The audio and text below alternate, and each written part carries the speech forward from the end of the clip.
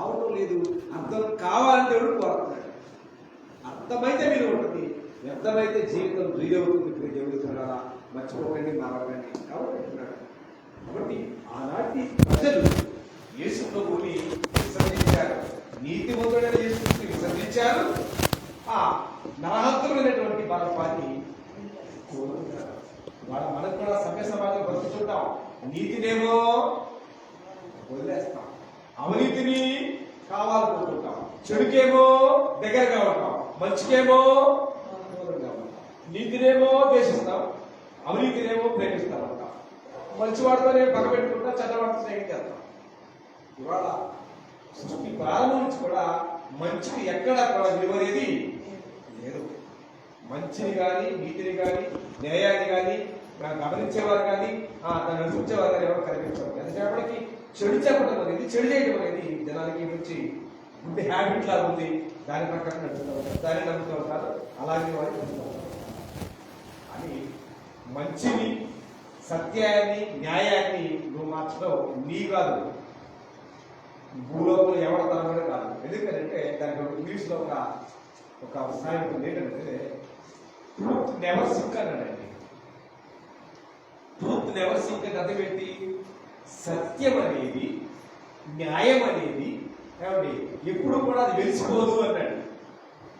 వెలిసిపోదా? పుట్టడం వల్ల అది పుట్టింది కాబట్టి అది ఎక్కడ కూడా వెలిసిపోదు అన్నాడు. అది అబద్ధమైతే, అసత్యమైతే, అన్యాయం అయితే ఎక్కడో సార్ రంగు వెలిసిపోతుంది. కానీ నీ మంచి, నీ నీతి, నివసించే న్యాయం ఎప్పుడు కూడా ఇది ఇబ్బంది పడటం. కానీ అది చెడైతే, అది దుర్మార్గమైతే, దుస్తున్న కనుక అది ఏదో ఒక రోజు ఖచ్చితంగా దాని దెబ్బ తింటామన్న విషయం మర్చిపోకండి. కాబట్టి దేవుడు మాట్లాడుతున్నాడు.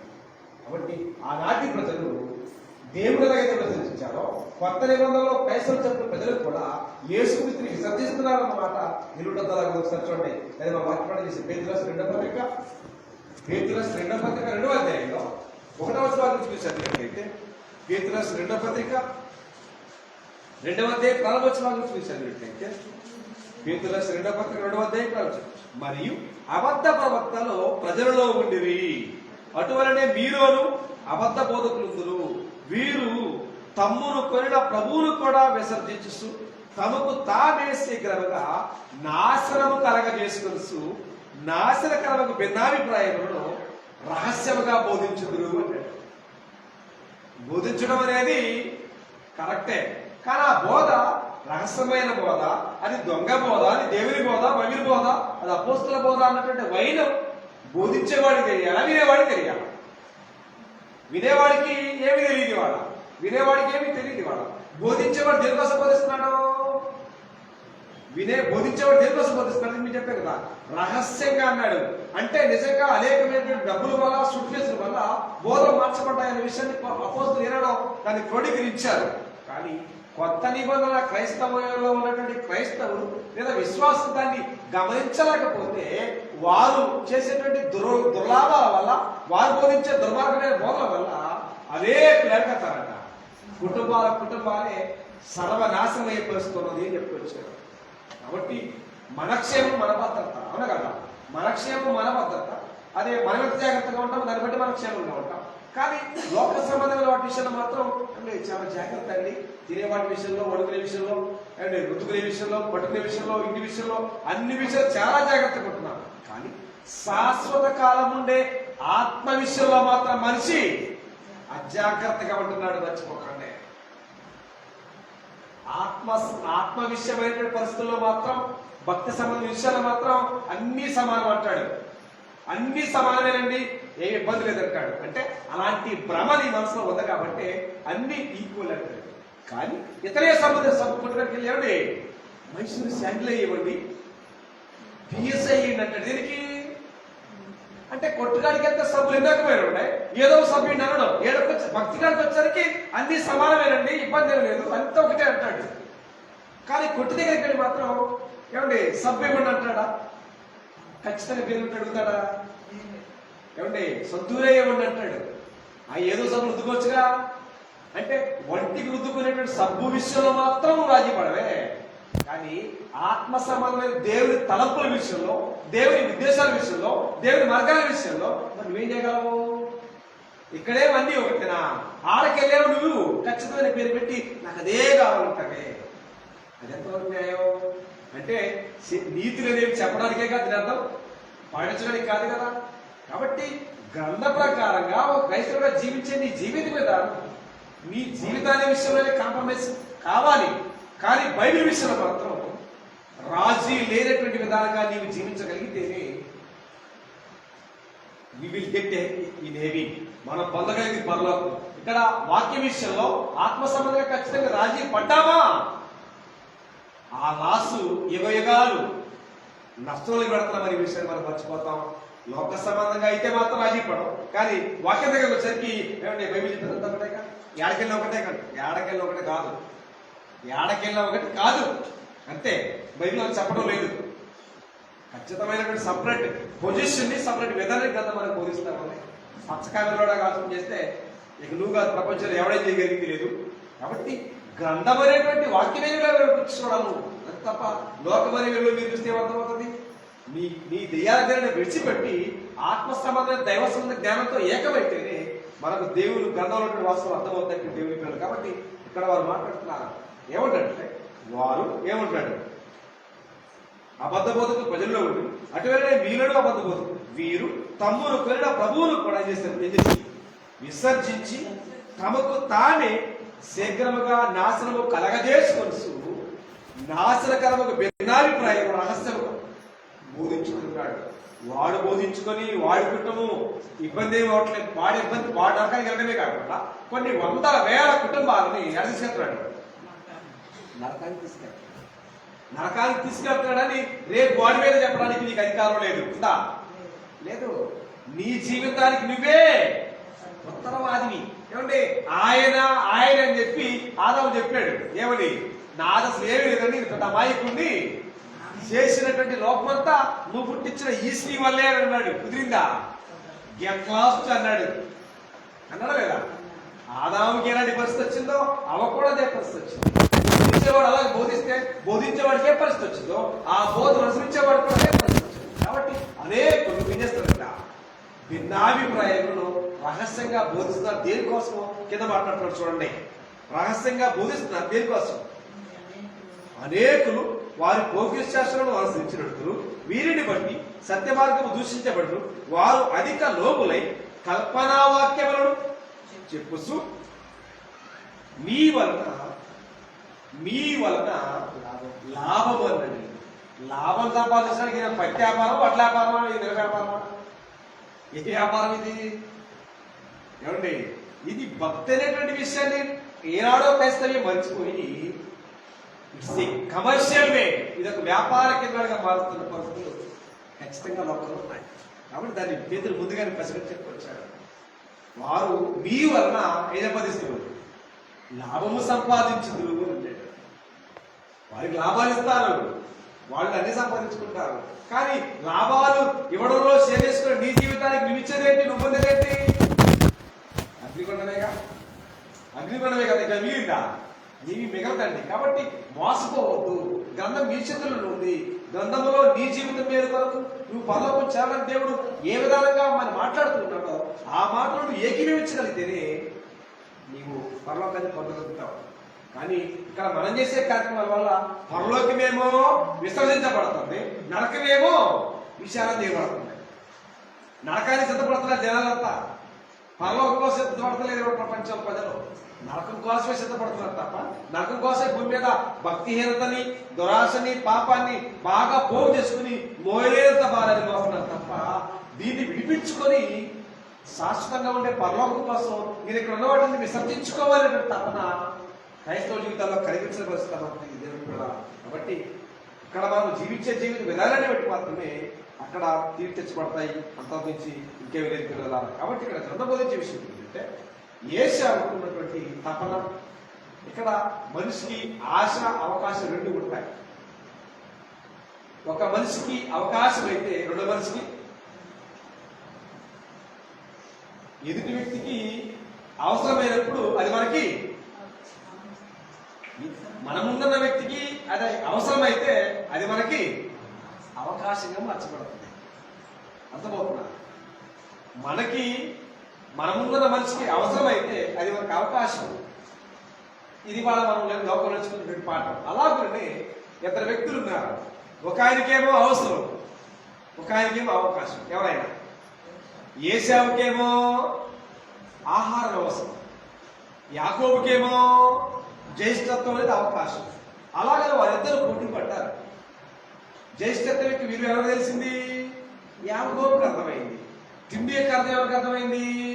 ఏశావుకి అర్థమైంది. బతికల వాడికి జ్యేష్ఠత్వం ఉండే సుఖం ఏముంది? కాబట్టి ఎర్రని చిక్కుడుకాయల కలగోర వంటకం జాయి నా జీవితం కలుపుకున్నాడు. అయిపోయింది చాప్టర్, ఒప్పందం అయిపోయింది. ఏమని? నీకు చిక్కుడుకాయ కూర వంటకం, నాకు నీ జ్యేష్ఠత్వం అని ఇద్దరు కమిట్మెంట్ అయిపోయింది. ఎవరో షేర్ చేసుకున్నారు, దేవుళ్ళు బతుకున్నారు. అయిపోయింది. అంతా అయిపోయిన తర్వాత ఏశావు శ్రద్ధగా వెతుకుతున్నాడు. ఏమని? నాకు జ్యేష్ఠత్వం ఉంది, నేను ఆశీర్వాదం పొందాలని చూస్తున్నాడు. ఎక్కడ? ఆది కాండం సందర్భాన్ని కొత్త నిబంధనలు జీవించే మనందరికీ పాఠం శంపపెట్టు కావడం కొరకే హెబ్రీ పత్రిక 12వ అధ్యాయం 17వ వచనంలో మాట్లాడాడు. ఏశావు అవకాశం దాటిపోయిన తర్వాత ఎంత శ్రద్ధగానే వెతకాడట. అవకాశం దొరక ఏం చెప్పాడట? విసర్జించబడ్డాడని చెప్పుకొచ్చాడు.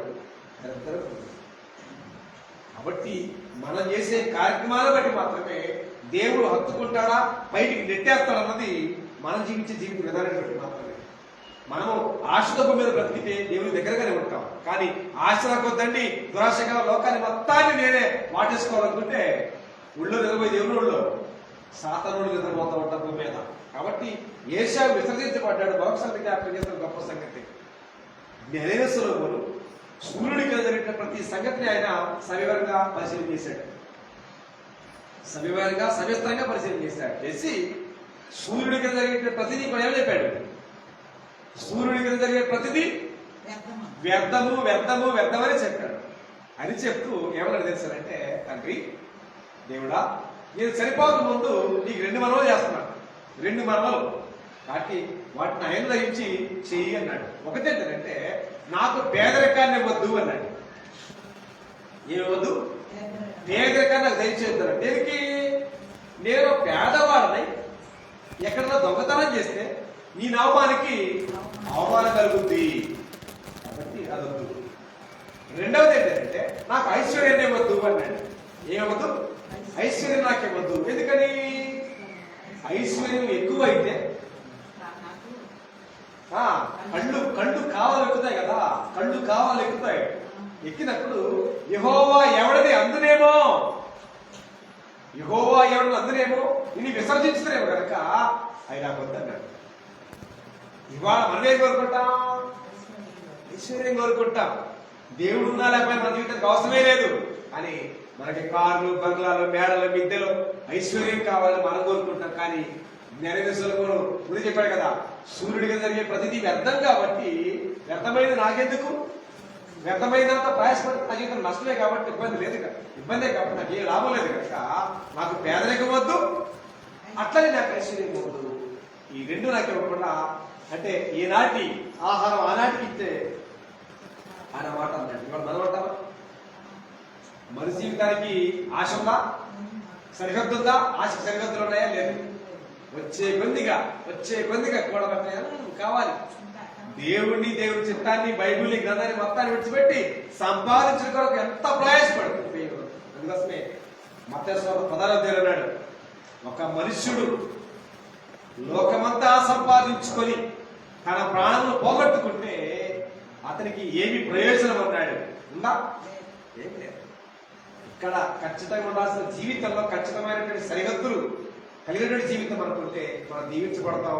సరిహద్దులు లేకపోతే, బ్రేకులు లేకపోతే, ఖచ్చితమైనటువంటి లిమిట్స్ లేకపోతే ఏమైంది? బ్రేక్ లేని ప్రయాణం గమ్యం చేరుదా? కాబట్టి ఆశ అనేది ఉండొచ్చు, కానీ బ్రేకులు లేకుండా దురాశతో పరిగెత్తితే నీ గమ్యము పరలోకం చేరే గమ్యం కాదన్న విషయాన్ని మర్చిపోకండి. ప్రియ సహోదరి సహోదరుల, చివరికి నా మాట తెచ్చిపోతున్నాను. పౌలేం చెబుతున్నాడంటే తిమోథెయుకు రాసిన మొదటి పత్రిక 6వ అధ్యాయం 10-11 వచనంలో మాట్లాడుతున్న సందర్భం చదువుకుంటే మనం ముగించుకుందాం. తిమోతికి రాసిన మొదటి పత్రిక 6వ అధ్యాయంలో ఏం చెప్తున్నాడంటే, ధనాపేక్ష సమస్తమైన కీడులకు మూలము, దాన్ని ఆశించి ఎంతో మంది భక్తులు గురిలో పడ్డారు అని చెప్పుకొచ్చాడు 10వ వచనం. ఎందుకనగా ధనాపేక్ష సమస్తమైన కీడులకు మూలము, కొందరు దానిని ఆశించి విశ్వాసం నుండి తొలగిపోయి నానా బాధలతో తమ్మును తామే పొడుచుకుని, దైవజనుడా నీవైతే వీటిని విసర్జించి, ఏంటి, ధనాన్ని, లోకాన్ని, దురాశని, ఏమండి లోకంలో కనబడే వాటి అన్నిటిని కూడా విసర్జించి తీసిపారవేసి, నీవైతే వీటిని, నీతిని, భక్తిని, విశ్వాసమును, ప్రేమను, ఓర్పును, సాత్వికమును సంపాదించుకోవడానికి ప్రయాసపడు. వీటి కోసమే మనం ప్రయాసపడుతుంది. ఈ లోకంలో మనం మరణిస్తే మనం విడిచిపెట్టే వాటి కోసం మనం ప్రయాసపడుతున్నాం, కానీ మనం మరణిస్తే మన వెంట వచ్చే వాటి కోసం మనం ప్రయాసపడడం లేదు. కాబట్టి లోకంలో బ్రతికే మన జీవితానికి కావాల్సింది ఏంటంటే, వాటిని విసర్జించి మనతో వచ్చేటువంటి ఆస్తి, నీతి, భక్తి, విశ్వాసము, ప్రేమ, ఓర్పు, సాత్వికం అనేటువంటి మనతో వచ్చేటువంటి స్థిరచరాస్తులు ఇవి. కానీ మనకు కనబడేటువంటి ఆస్తులు వీటి వల్ల లెక్కలేదు కదా, ఎక్స్ట్రాలే కదా, వీటి లెక్క ఉండవు. కనబడే బంగారం, కనబడే డబ్బులు అన్ని లెక్కేసుకోవాలి కదా, ఎప్పటికప్పుడు మూట కట్టుకోవాలి కదా.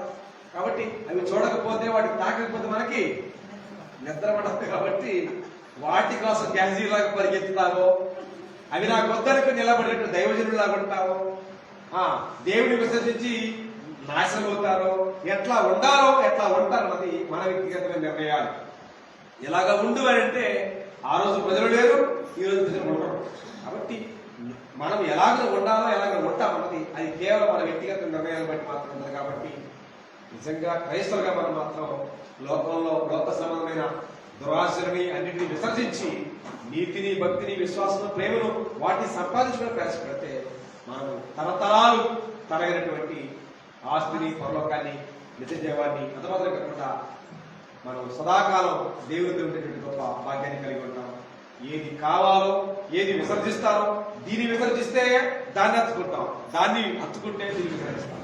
ఏది విసర్జించామో, ఏది హత్తుకున్నామో, దేవుడితో ఉన్నామో, దెయ్యంతో ఉన్నామో, దేవుని మాట పెట్టినామో, దేవుని మాటలను విసర్జిస్తున్నామో, ఏంటి విసర్జిస్తున్నామనే విషయంలో ఖచ్చితమైనటువంటి తీర్మానం కలిగి మనం మరి విమర్శించుకుంటూ దేవుని మహిమాత్మైనటువంటి మరి మనందరం ఎదగాలని, వర్ధిల్లాలని, ప్రతి వారు కూడా దేవుని చిత్తానికి వ్యతిరేకమైన వాటిని విసర్జిస్తూ దేవుని మహిమాత్మైనటువంటి వారిగా ఎదగాలని ప్రతి వారు కూడా ప్రేమతో హెచ్చరిస్తూ, ఈ అవకాశాన్ని ఇచ్చిన దేవునికి హృదయపూర్వకంగా కృతజ్ఞతలు సమర్పిస్తూ, ఎంతో ఓపికతో ఈ మాటలు మీ అందరికీ కూడా నా హృదయపూర్వకంగా తెలియజేస్తున్నాను. మహోన్నతుడు అయిన, అత్యంత కృపా కనికర సంపన్నుడైన మా తండ్రి, మీ ఘనమైన, శ్రేష్టమైన, ఉన్నతమైన నామానికి స్తోత్రాలు. తండ్రి, నీకు పరిశుద్ధ మా ప్రభు దినమున సంఘముగా రాజ్యంలో చేరిన మీ ఘనమైన కీర్తించడం పరిశుద్ధ గ్రంథంలో విలువైన మాటలు నేర్చుకున్నాము.